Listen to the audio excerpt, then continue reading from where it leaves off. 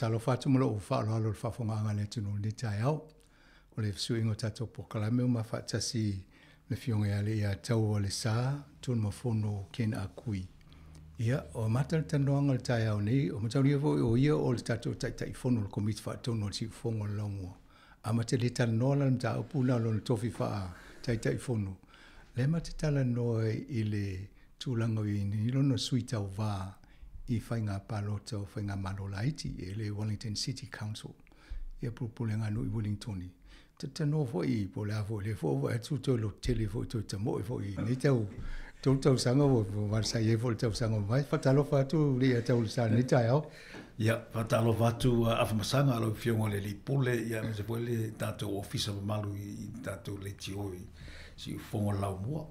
Ia fatalo fa foi sa mo lau fa sau le ni tai au malo ale on sai malo fo ile tau le ni tai au le malulu ia le o mawale so i fo ma o malangi ma mai le fio le pule me se foi la fenga luenga ia me se foi tapu inga le au fenga luenga pa ia le tua me se tanto alum fa na lo tapu ai mai ia wa o to wa le malo si anga le o le palota le palota le mo se manto malo si ma le mo se no fo talo falava o le siri wa te lo fa sin le va te le to o mo tono tato por fa sa la le wa sa o le o si en o Pacifico le malo ma ne te le tato officer fo le pot fa sa la le o ia malo le ta pena ma le fa ingol tato nga luenga le si fongo la mo e porone malo ia le fo o le time o tau tanga vai tau sanga wa ma te fo fa ia foi fatu sina ia le o o ma fo la no e to ma to alu le sa alu tau sanga vai ale fo e to la no e to na to alu ni foi ma lo fa ftai e lua ma fo anga na le no to ma fo alu e mo na sa o ma fo ia sa no vlo fa ia tele tu pe ma le tai me alu ni me ai te la o fesilingia o si vaenga le utu fantasia ta o le independent together le lato o le team la le utu fantasia lanto tangata tau va tuto tas ia o lanto rona fesilingia mai te o la e ma sani foi ma va i lo ngo ia fa mai o le vala o dio e pim faina tu i le Eastern Ward ia o le lana no Italia e mo o fia lo ia a tu me mo fose so soani tau tu pe so soani il faingo o le palota ma le campaign ia o le pise o le memo moana ana le ai fasili mai ia ele o te le alo la lo te no fo fa se malo lo foi wale sa ta mo le tau sanga le pa ingo to na ia tu lo no lua ia o fa ia so o le fia tele ma le wataita le va inga i le faingo le council of Wellington le ia o tele tanga te le fia le pule no o Wellington o le moni ana ia tele me o taunga tau o tanto rates ia wa ia pe e fa le kia tele tangata nu o Wellington so se mea e tupu i Wellington a me se foi la i le mato pizza no le Eastern Ward ia me foi e fa tarta e tauna facili tangata nu o Wellington po la me mana e fai al me le o tua fai va mai o le fai le trial le vaenga ia a o mato e mai te ripoti mai ia le ma se me fai e o mato e vai mai tangata o to e va populasi lo tau sanga to e fai le si vai ia le si tala no atu ia ma le rights ale o to si i lo se fo lo pasende ia ale walu ngai la lo le rate of fale ma tu la a mi no le tau fale valuation of fale walu la lo tau fale a walu no le rates ia ele ma fai pe la mena le tateitai ia o ito ia le to tongi le rate mo kesi to tongi le insurance to tongi mea uva pe ia ti ngalo to loto ai tapa ia tu le ta alo le tamai ta ile pule no Wellington e fa le fia te le fa le amana ia wa o te le lo le pule no le te ilo ia pe iso no fale moto pe tongi sanga right ia wa ile ma tu le so i fu te le lo pe iso na experience me e tau no atuai ia e pangati ele ma fo fa umle e ma sala na io tatu tangata ma tu ai o amatana le to fenga luego o vole o tau no litaia au le te tala no atu ai o le whainga luenga o na ele ma whaina tongi mo kesi la la o toe o watu le ona sfulu lima tau sanga fitu se fulu o le whainga luenga lava o le tali tau tongi mo kesi wa ale ai o le telo tangata lo la wha tau lo fale o se me whainga tātira i nei a seta tangata mātutua ia. Ia la whaatau ai tūwhal po whemela o no whai ai o lala na o pensione. Wai i le ngā whatia le pensione o na te tongi le rights i rawa si. Pese i o le whaangalo na luana o ti ngā lo te loto ma le mawhawhau. Ia wa o le running o le council, pi wha le kia tangata i te tono o le council. Wa se fulu lima tangata e whilwhilia. Ia pi wha le kia mai tātou i e te tongi mō kesi ma te tongi rights. E pese i o le mena ti ngā lo ta loto. Ia wa o ngā ruenga i mwhaina ta whai o tatou poto māsani wei i ngā ruenga lo whai nei. Lo ia whai a onga. Ia o mea o mai whai e so. E mwhai a so stangata na whai. Ar whai lawe pe e le o kea mai a tātou i le community. E pese i o le vaenga lona lua. Ole sia mea lau wawa i fo i wa au te le ve fo i Rachel Wellington. E pe e whemisa ia fo i sui le tono i le o le leile i le pe o isi pule ngā nu e whire mu ia fo i ngā lue whatasi. A pe o tātou pe whai kengi tono le. Ia well o so se ale anga le tai. Ia ele le fo ona whai ngā ruenga. Lona lua. O leo te tūla i te si le vaenga o le manto mauro ave. Awane ia a fia polo kiki te tonu o le whainga nuu ia o le council. No party politics. O le lawe lao le tamaita i le pule nuu nei, o le green. Ia o mea o mai mana o le green, lau o man whailana tau tinonga. Po a i palo te e wha mua mua le na whaile mele mana o le green. Ia wha pena witanga tau le laipa. E wha mua mua le me mana o le lato party o le laipa i o le government. E whai. Ia alela e wha muri me mana o tangata nu o Wellington. A me si le va ingo fale, le va ingo lapisi o me va pena. Ia ale o wha mua ia. O tasila na va ingo le manto a namatau. A wane i any party politics. O le susunga fo ia Andrew Little le la atula i mai le Labour i le Mayor Wellington. Ia. O na tu te lor tala angol ni tangata ia. E whainga tā tele ma tele tupele malo nā luai a minister al falmai. Ia, me se fo ia nalu ese aele tu mea Jacinda dia o mo wat. Ia o lana ia tala o man fai le fasili. E te fa mua le community pe te fa mua le party. O lana tali fa mua le party. O na tusi mo fo la tu foi tangata. O la fa mua le party. Ia. O le mena le mo.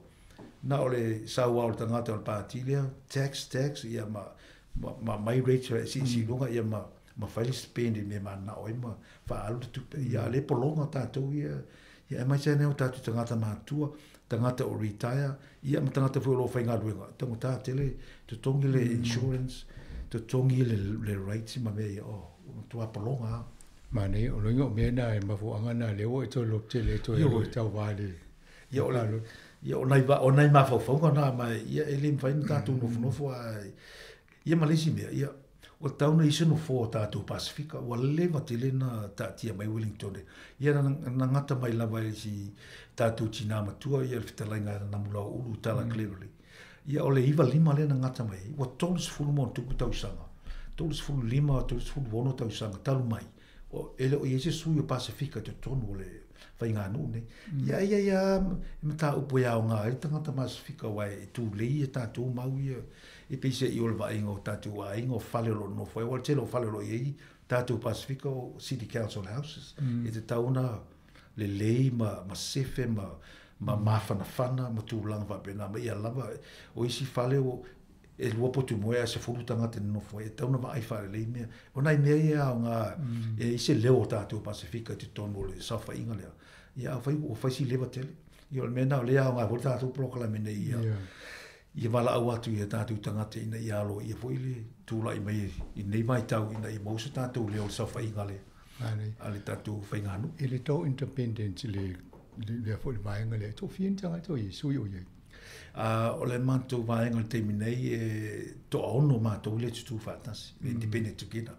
Ia whātasi e mātou sui le tu e whaalu le tu il polno mea o Ray Chang la le ma tu te tapo i on faiva va tu la ile wa o le tulanga na masanga am se fa fo nga samo e se fu lima ia no fo council strum yo Wellington de ia mai si no fo e lua ile palo tai no fo ia o le maoli ia ele palotala no fona o le ai tu tonu tau pulenga o mei na fui i tau whanau noanga na vaenga i ele tau na fito pa o le sifisi na vaenga mulmul a o le mātou wa vaenga to ono o le mafau faunga le iai e a mau se mātou to iva ia ona mawhailo ona mātou mālo i paloto i whainga o filifilinga i tonu ole wa ale mawal to avalu to iva ia ele mfai ona malo se me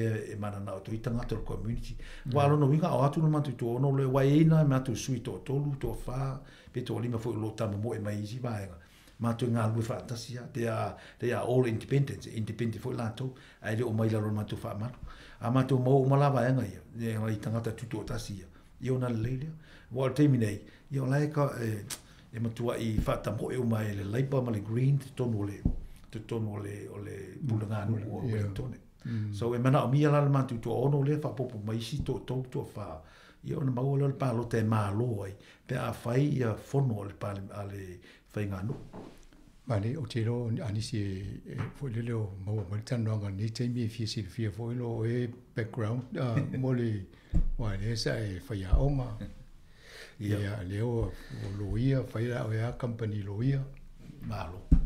Whawhitai ia o msalo to te lau si la fia ia o nai whamatalanga ia nā lana o sau nei New Zealand o sau ni tasi iwa walu whāna o malanga mai New Zealand le work visa o te whaingaruenga le factory lunga ai au kilani ia o te le whaingaruenga ia o sau lo wa onga wha o mala wa onga i le Form 7 le Porua College Kolisi Porua o walu le universite ia study e lau Bachelor of Science in Chemistry ia o whaia o maolo fai longa ina ele ia le valu o so lo fai onga le Kolisi Porua le valu iva le iva fai ono le tau sanga fai onga le Kolisi Porua ia o malon fai onga ia pe tu e mana o mia voice si challenge po si lui ia o walu lo finga luenga le Education Review Office asi onga reviewer ia pe lata le lua tau sanga no ina ele asi onga ia sa o asi onga o my early childhood ka o Kolisi i New Zealand atoa ia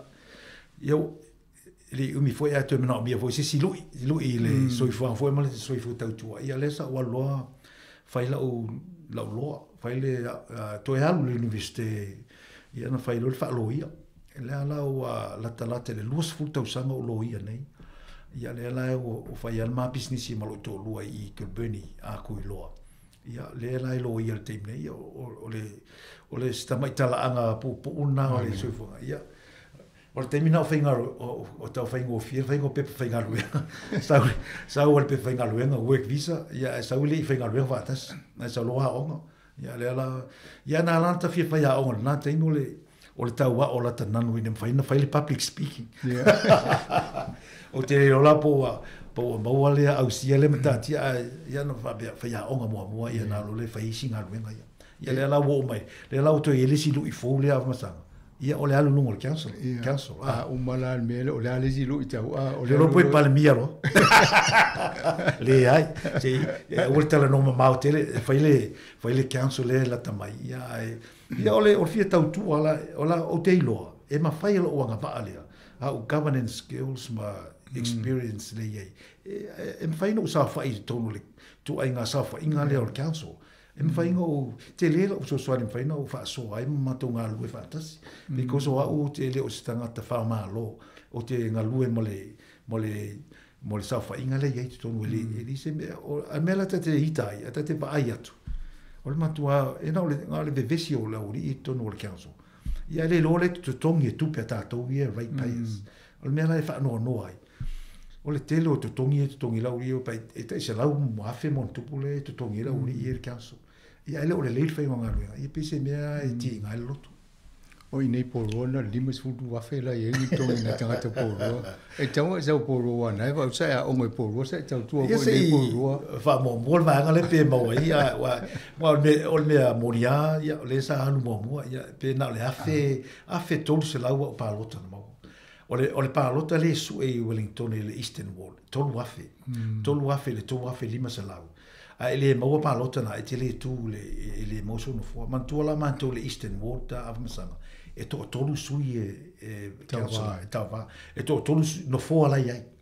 ia o a fa ingo mātou e tawa se fultasi Olo. se fultasi mātou ole pito to tele ole Eastern Wall e to tolu ia ia mayoral candidates letter tu mai ai ia e to se fultasi mātou fantasi le ta tawa ia na le tolu no fo a ole mela le fa longo ai le faita wai na le fast food paseni o tangata sa pa lote uma e li tai to tele ole au si ole tolu afe lima se lau ia e malo ai le no fo ole terminei le lunga tolu afe te le malo si no fo ia o fai la sa sa di linga pe to fin tangata sa mo ma Pasifika ina le vainga le te e maua le tolu afe o tātou i o le tū.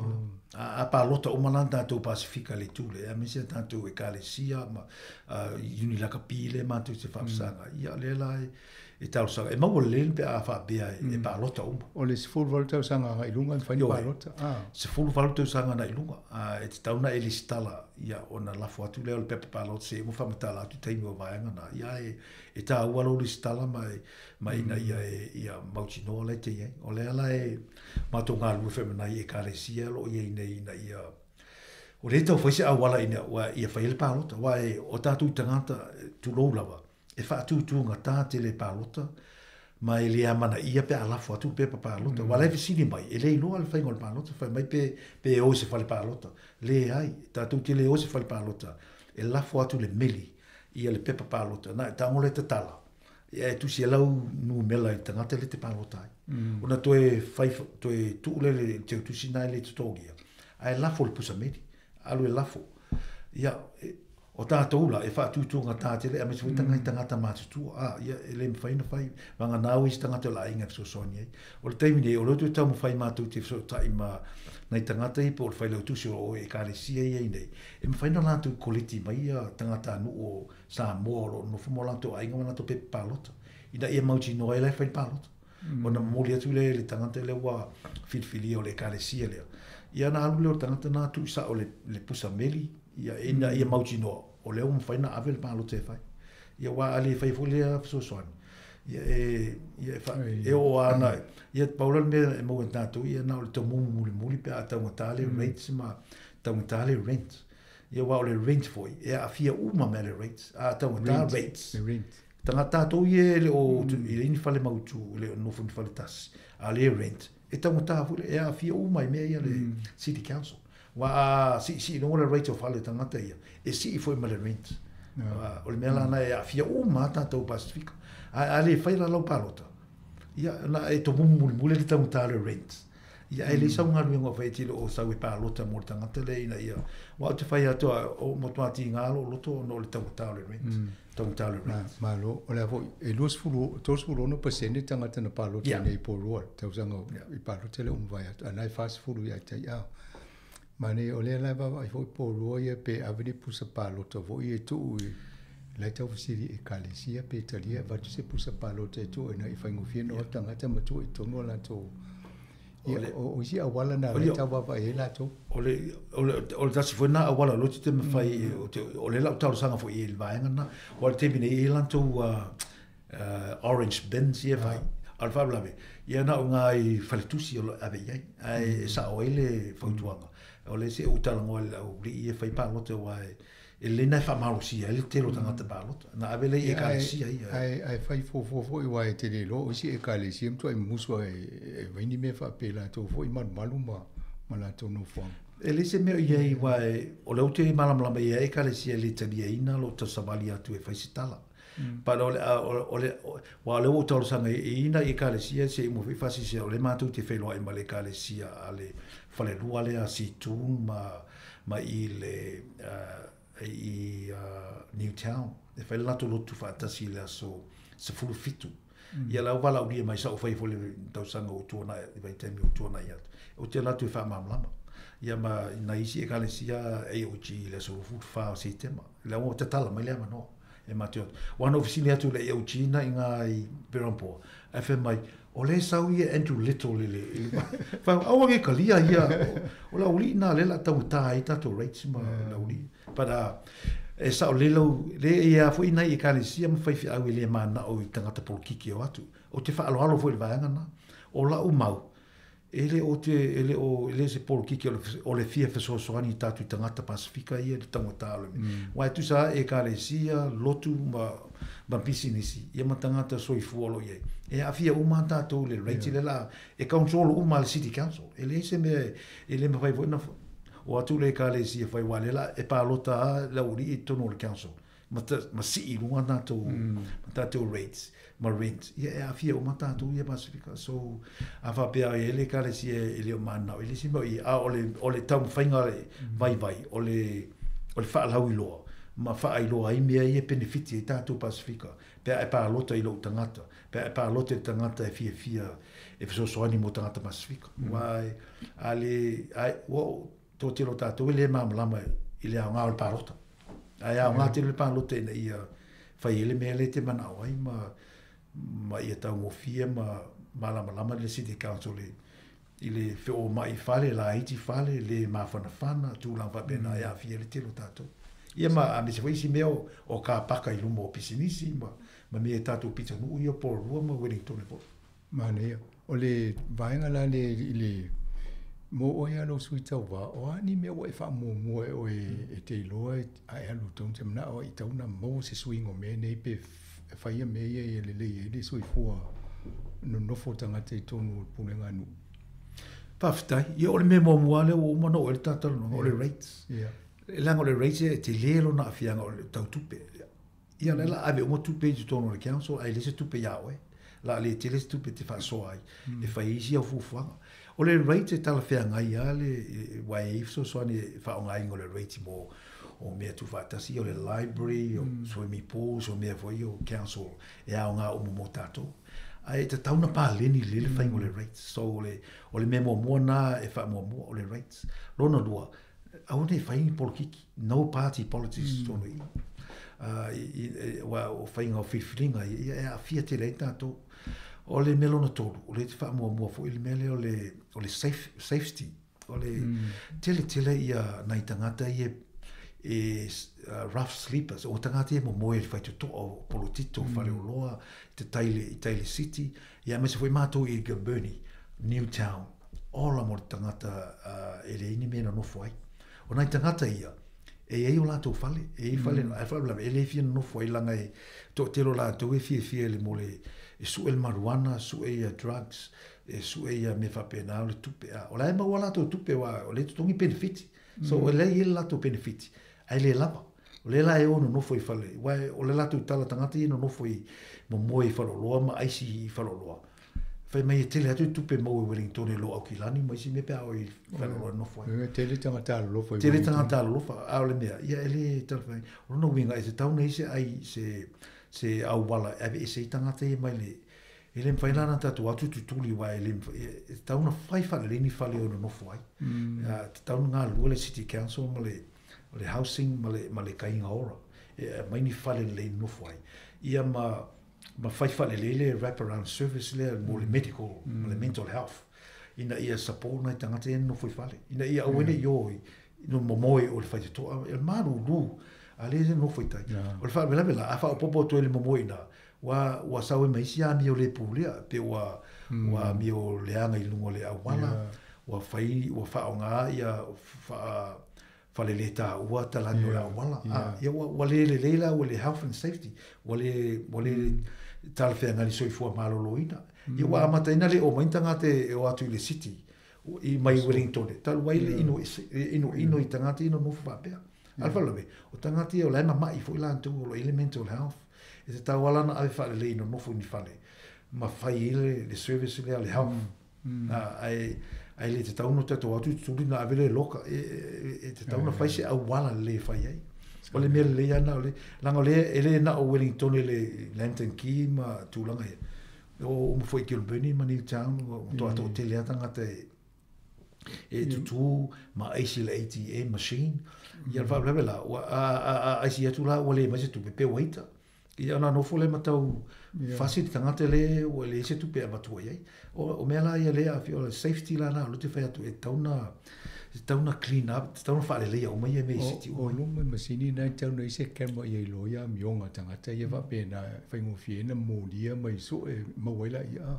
E moli tono, i tasi nā me tauna whaatele o moli security lights, me poeata City Council, e tauna koneti uma le City Council, mai se 24/7, le baba ai vaenga a tupu mai loa me, a vili mai e tolu tu rai whaatele leo e leo o atu, e o atu o walu tangata le sa whaamisa, ia to inga aitia ia e tauna whaalelea, ua ele mwhai na saonga, ele maul saonga le mo tangata whaatau.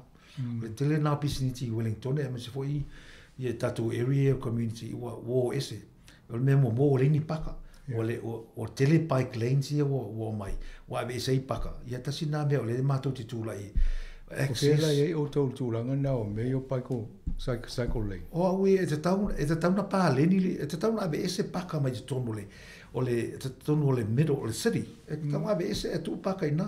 Ave ese ia lanes ia tu i autafa, i coastal, e paiki mai ngā paiki mai le autafa, ai le tu te tonu o ngā tu tonu o le city. O nai i whalo loa la ia pisinisi e tā ua tele mole, tā māo a inga. Wale ma whaina pakat ka wale watu e tiliva atu ia whatau, ma watu e tiliva. I wāti le taunga tā wa atu la lori e kiliva ia o loa e whalo loa ia. E ma maol me paka ia e lau mai me. Ia wāti le nāru lunga le tau, to e tuaile o mai o e whaia tiliva whalo loa. Wa taunga tā ila, wa isi whalo loa loka o le mwhaina lato ngaftia. Wale o le ini paka i lato customers. Wale whaini paka i atu ai e tangata. Ole mea, e taunga ave ese mai toni o tu i au tafa.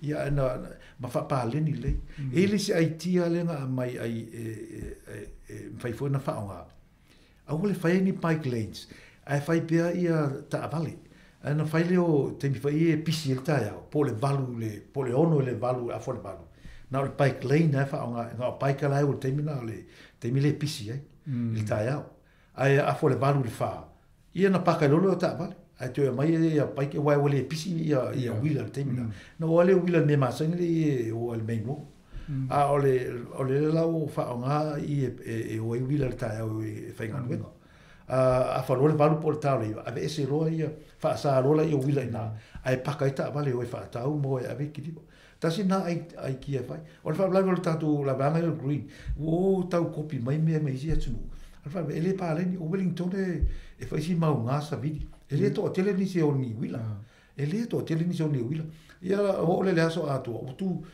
o la o le ni wila fe wa ale ka le wa ka vale o fe o mai to wa so wa mai mau atu le temi o lo a ma tu mai e sui a wala fai sifi ese wila pe fai se temi le fa pito mo wila ia no to le wila o al main road ai a o fo le la fia fito te tala wila o mai i o le fale ia termina tasi na awa wela ni polisi tai pe swinga na o mana lo mia matu se website mo le independent auto e o ye tanga mata ye le o le we matu le o fa sa la matu website ai o le telo me ia e te tauna fai pe a tu lai mai mo o tu tonu mo sa i po fela i le budget le fai le tupe le fai me ia wa e te tau ona reset a tu pe to e fa fai atoa ia whaasolonga o to inga ngā ruenga wha mua ele council.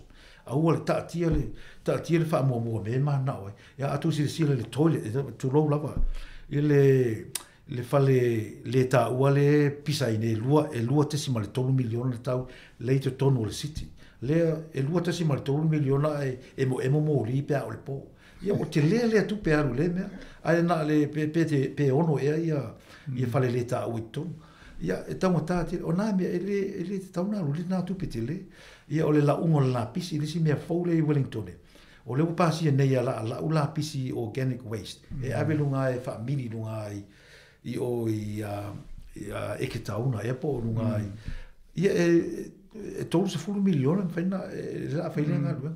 Alfa blave, ele au wala mfena fa ye mai ale ai. Tu fa male compost al tangata ia i la to ai. Na fa ile la to le mele tu la to fale. A pe fa ta mo fie ta o mena il si de causa i to mole. Fa se ti o male ma Bunnings o le nga mai le ta mo fie. Ale la 1 miliona. Yo ko inga o tu inga ngalu e ngai City Council o le o fa mo ia mea ai le se fa mo le fai ngo pai pai e fai ma pa solo mo su mai le ia maleanga ai au o te loa ava pe te ua mita i tato vai inu te Wellington e solo mua le Wellington City Council le te leo lana pi liki la alu i pai pavo ia main e me tau tia wala o fa la le fai o te le tau sang o tatia me nga le fai e le la o to le e fono o fai ngo me ia e le tai e le se fono o fa fitau wale ia ma la o le pulenga le e matua le ia le fai ngo le pulenga ma fo po fere me fa mo o le me tau fero lo nei pe ma le pa inga fo le la mai le la to si o fo le sa e tau whiololo le tama aloa whaulau e ne le pelitani e lo sau CEO e tau malamlama e me tau whai atu ai wa o le CEO le se wa lewa na iei e pise i wa pūlea ma le CEO le governance wa pūlea ma le CEO le pūlea ma le no o le mea e mana o ino mai le tu lei mai wa le au te mai tau atu inunga le o fono i e whai nei e le wa e sau lunga le YouTube fono e whai ia e o mai ale siri tangata whainga luenga o le council precinct mai alanto polo keki la whai. O le whalawe la tangata i tonu o le councillors. E le isi to mai whapito e me e whai. Ia sauale le mea e tau mai le officer o le council. Ia o le paule o le mea ia na whama ia ia pasi e le isi whesiri.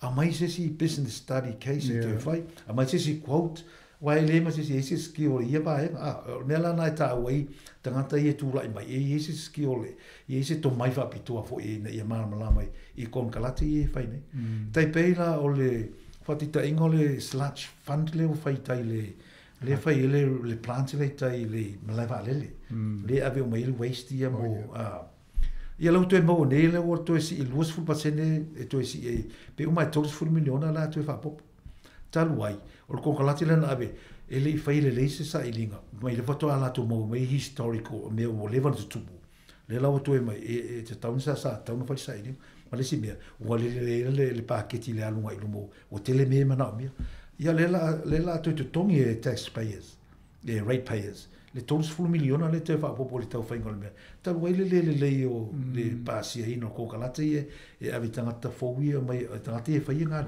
no no le mamla mo tangata sa fai to te ona to review le council year performance a tangata I to no le ole fai nga ole na o mo to no me le vai nga ole sina ma tu me a o tangata I la o to no ole ma to wa ma a o to no fai performance review mai kon kalati lo iai TPS ia me le mana mia ia ona fa mo le me mana mia ai tau na siaki mo le mele o le tele o tale fa o le tele o consultant fees to tongi na le to tongi o mai o le tau le tau fai e lu tau sanga vai to e fai le consultant fee to mai ia mai ta mai o tali ta se ele sanga mo fai so le tau na performance review department sale vai anga le mo le tau ia po miti ia me nga fa ko fai ali ia bes wala me le te va ko le o fa pa ani le the tail manipulate the dog wax that yo le mele pule me si ule tu lo la vai le o pule me tanga fa nga luenga ia fa le mam la mo tanga te sa fa le council ia pole le ke o la fa ia fa mo le min family le po te palo te le tulia ia na palo te le ia tole le mele tangi mai ia te pe fa te ingala le me o le Lyle Bay School le o poloka le awala na ia le Freiburg poloka fa me se fa te dis fulu masina e to fa fotonu ale private ale Lyle Bay School ia no fa le consultation mo ia e tele tangata te ai ia la sa fa ia fa me sulu masina a tu fa nei o lo tu fa populis fulu masina o le trial ai le fa so ta I tangata o le ia na se fa ta inga na o le ma tu o ta wei o le pule fa malosi ma le ke ai tangata le tu ia la to ia pe se o le vai na malo mani fa ta ia le ta o le sa mani le ta mo atu ni si o mononga ia mo no langona I fa dia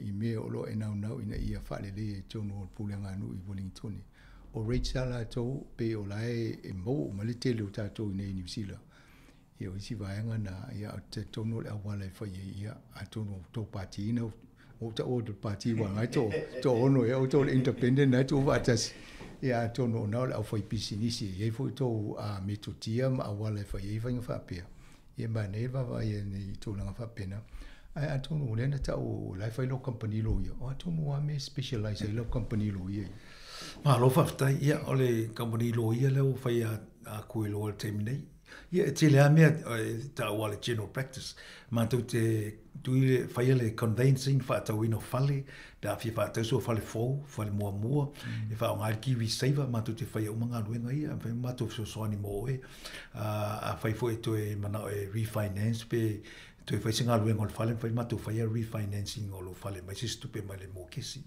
ia whapena ngā luenga na o isi ngā luenga o le whai ngō le wili tauna i se wili o te whautua ina tangata e whaile wili a me si la tōlo i aseta na ia ono tu e vesi muri a inga vai ino aseta pe a whai o maliu ta mapo tina o te rea ia o nai vaenga na o le matu ngā lue te le fwoi nei whawhita uri vaenga na ia o mea na mwhaina a vese pe a whaile wili ia ma le mea leo o le EPOA o le mea leo ta o le EPOA o le enduring power of attorney o le so tangata matua lava o le whale mai ai la mana o alu se home ele mwhaina alu le home le rest home tangata matua se ilonga o ilau enduring power of attorney e pese i o le whasi pepa lea e te whiliwhili es tangata e whai maulo ia e leo se lo ia ta o le attorney o Lopu Amerika o le attorney la lea o se tangata o lo ainga e mwhaina wa ia le wau whea oe le whea ngai mwhale mai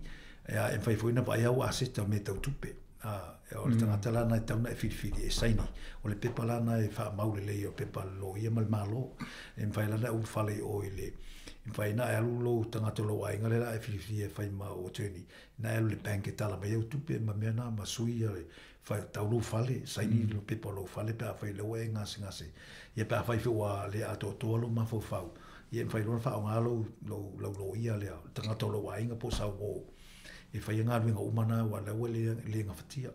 Ia o isi ngā ruenga o te whai family law a te amalo tō lua o te wai a whai pepa o le te divorce ia me se fwoi whai ngō tamaiti care and protection ia family violence pe a whai o sau aina o i tono lo ainga mwhai no mantu whai le keisi tono le family court.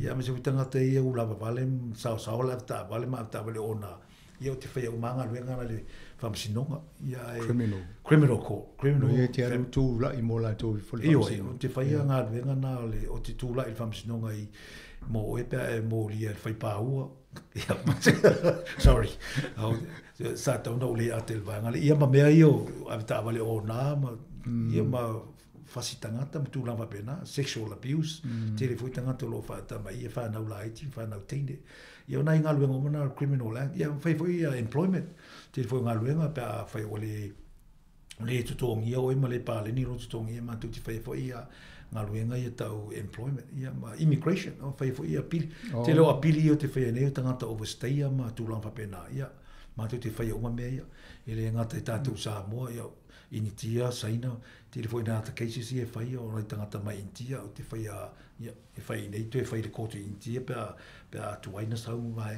ia o venga o mai o le la fa intia na fa talo fa le ia o le namaste ia ai ia o nai ngal vega na o le faftai langa le level ta taimi umi o tu ta minute le tu ma le lo fa mtala le tu langa le paloto o le listalo tanga teni e paloto Faftai fa na so longo va ngale o to le paloto faftai lava o le me momo i tau nei listala ai le ai ma se o ngai fa ni me pa le fa na paloto ia lona lo ti tau nei paloto wa ele fu se o ngai ti listala ai ele tau li lo paloto wa ti lo fa il paloto o la so iva o se tema e tufa to i pepa palota i to pusameli o pusameli ia tatou ia la ala foto ia pepa palota a faila na elistala e la foto lo tu atusi ia le pepa na i lo swafa ia na tango le tala o lo ia le lisi o tangata palota lo ia le ata o tangata le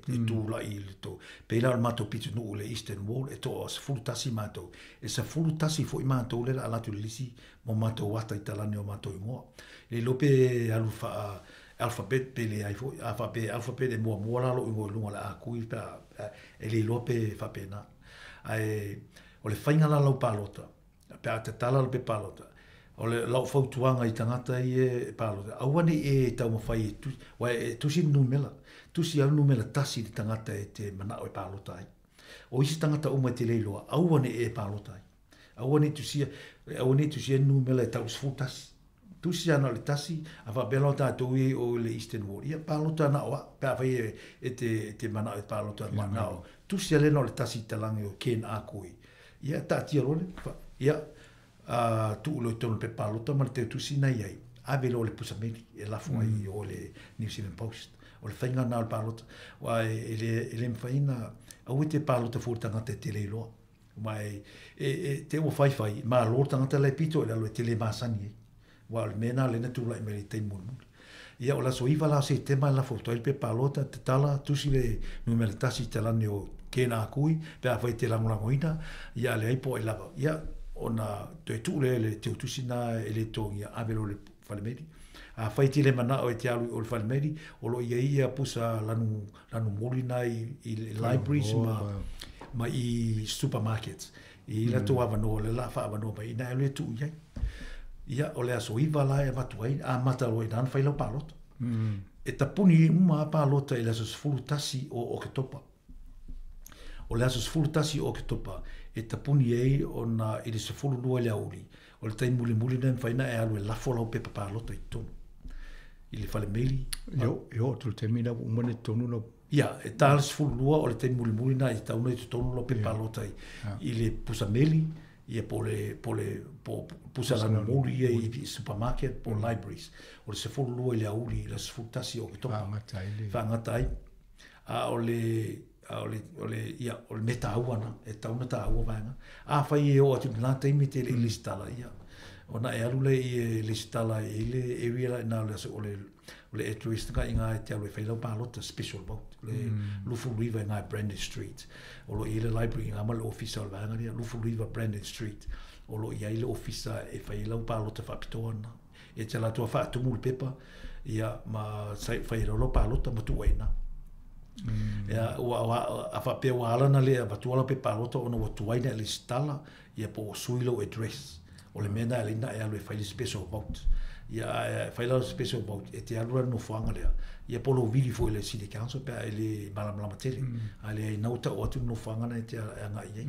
Ia pise i o vaenga ta auana o le asoran a matuai. Ia ma le whainga lau pālota. O le fo lau mātou ngā lue mara inisio e kālesia ia. Ia po le whailau tusi po le tangata o le kālesia o whiwhiria. Ia e whailau pālota na avele ia e pe a whai e te alu lotu ma alo ia. Ia no oro la tu whatas. E tau whawhaingo fie fo e pe a unga tā. E te alu i le post office. Pe a whape fo e te aungata e te alu le library. Wa o tatu pālota ia. Wa ese mai le whaingo pālota le mālo al palemene. Le sa whaino whanga tatu te hoi ei. Ia le mele e le ai. O le lafo atu pepe pālota i lo maota. I lau pusa meli. Ia awale watua tia i lapisi. Ta tala le mea o na whaatumu le. Ia na toe avela. Wa o le mena e tatu toe polonga muli wha misi sa taun pālota awale ai. I pese i o aso tā ua ia, aso iwa se tema, tau nuo toai, a whape o le aso iwa ele o atu lava, o le aso iwa le aso lufulu o le vaitaimina o le lafo umo toai mea. A tu sape o atu le aso iwa le whata le tali pia. A te alo le aso lufulu ele i o atu, ia na e whailo so ta ingale ina ia maola pe palota. A le aila pe palota, vili mai ia o so ta i mai, no so sonia. Ala le nama numero e. Numero masani ia, o le olua fitu, tolu o fitu, iwa valu lima valu. Olua fitu, tolu o fitu, iwa valu lima valu. Vili mai o te fisosoani atu. Mana ia. O a tonu ala ai le te tonu le vaenga le te tamoe mai. O le tonu ala ngole vaenga le te. O le no whanga le i o te tamoe ai nei le pālota, o le Eastern Ward, po le motukai lani. Ia o areas, e se fulu wha le pitonu olo iei.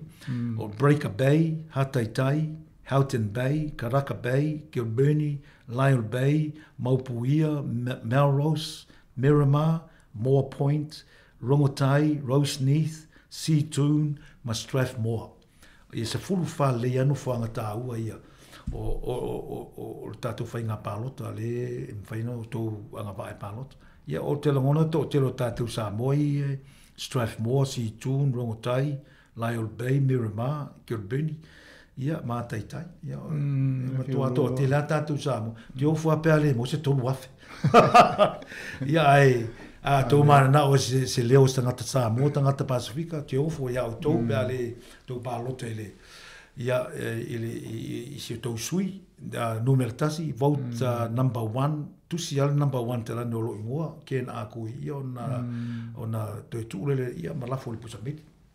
Mana i atonu vaenga na tau o tene mesi leo mau watu o le aso iwo se tema e mau ia pepa palota tanga te la tuku sa midi. Lo inga a o atu la sifuru sulta se e mau o se pepa.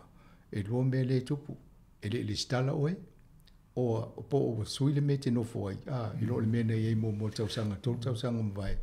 Ia la me oi la vidi te mi le tau fa sa o le vaenga leo. Well, le faina e vidi mai o so so na tu ale ai le o mata o tu no fanga le o le Brendan Street Lufu River Brendan Street lo il no fanga na fai palo to fa pito. Ale ai vidi sa all city council pen so so ni atu ai le ia la tu no mela na o le fai vaiva fa no mela na le city council. Fai vaiva fa ia vidi sa o mai fai o le mo le pe palo to pa na so soani atu ia mo to e fa ngai ia telefon fe ia mo to dia fo i tu mo le ofa a ia mo mo to vidi le numero nai i te wo fi wo vidi numero le ta wa to le o le ia numero na le ofa numero city council ia nai lo ai mane atonu e te le opa isi me fi o so nonga le ai pa wal neo ta hotel le palota le a nganta tu to mumul mule le fel palota a soiva la fotuai o le va la soiva le lufu lua te o e popole tele se fu tasi de o tu lava ia nanga e fa solo atu o le vai termina na a te alor ma le so lufu lua le o tua ia na fai alor nga yo inga e so a le vai termina o le ia langa to tele ia me la fotu te o le tau no to no to lo pe palota le soiva a soiva le va le iva le lufu lua o le sona le la foto ia atonu o vaenga i o le futam fultato le tio le o tala no fo il pulenga no poro langa le o ni tato le tio la tato nga lo mal pulenga no e soswani ina ia fa malo si au fo infata wana o tato tangata Samoa Pasifika ina ia tato palota a tato va i tulanga o le mo mi umba tato soswani mal pulenga no e mo mia fo la pulenga no e so soni tangata e tu sei fainga palota mo tangata fa foina ia nga luenga fai a io ma ne pa tato nga lue fa tasi tulanga le tele le wa le ta wanta to nga lue fa tasi fainga no ma pulenga no wa le fo wa o le mea lota fai atu e te tawana tala noa mai ia tangata e o whiriwhiri e tofi tala noa i o tātou tangata mea le polua ma o tātou nei o le tere tātou fsota inga ia o Wellington i le se fsota inga lo ia mea na mena o mie se fai o tātou sui Samoa po le Pasifika ia pa lota mo au ia fai o tātou no fo i te tonu ia fai o tātou tala no fai ngofie vaenga ia wa e o le fai mo me fsoani City Council ia e to telo tātou i lo i loa ia vaenga ia e mana o mia fo tātou lango City Council il fai le lo palota i mo tangata anga pa ama tangata le lei ia le ia tau le sauma mana o la tamu fai fo i mātou e fangu le tata le longo wai e nei tangata fo e fatau ana o e fai e le ngata i nei porua ma Wellington e au New Zealand atoa o le temi le mo tātou Samoa Pasifika na tātou mai nei sa i di malo mai nei fai fo tātou ngā ruenga isi vai ngai sa i di malo i o tātou tangata e ma tātou o mai tonu nei no whanga lo tātou iei mo le angai ruma e manu i tele ai a wha mui mui ngā mawhwhanga fo i anga i a tui ruma e le a tau le sa mo le fo i vai ngā tāua ma nei a lesi lu i tau le ua e tamu whai e fo nei vai tau lo so whanga whaftai a mo le whaftai whamsanga mis fo le whasa songa sa mo le nei aso i whaftai tele a mo le talia fo i le tata no atu nei aso ia pa wali tu la maulunga na tu fa mafatu palota le au nganta tu to mumuli ai fa lo palota na mi statu sui Samoa sui Pasifika malam lama le ma ano fo ile tala no atu ia manino e malam lama ia fainga le council le fai nei o le manino ma si ilunga rates ma rents ia ona tatu polonga ile ia vai a fai a inisi o tolo fital no ma ia la tanu mera na fai foi no vala o dia mai o te latu tala no se to o lotu po se to vala potonga la kapi po se committee fai no te fa so atu me ia ma mai foi to fisidi ia o to ma ia o lo foi mena to te feita ia ile le council ma me tu te mana fa le fa no la tu tatu tala no ia e pauna se so nei aso ia e tau se ia a fa ia o lango miele fala lo tu fa fongo wale tal fe ngo isi fa metala ia tanto la fuie nu le aina ia e fa manu ia tu sa mo la fa se songa ia e ma se vole fe ngale di pule ia e o wola ma mo dia palota manu ia ta tawaso pa ia o nalta tu tanonga na mo suita vale Wellingtoni i le vaenga leo Eastern Ward mo to umai na le vaenga na ia to e fa sala wa tu tatu tanang ni ste mo ia temini to fa soifua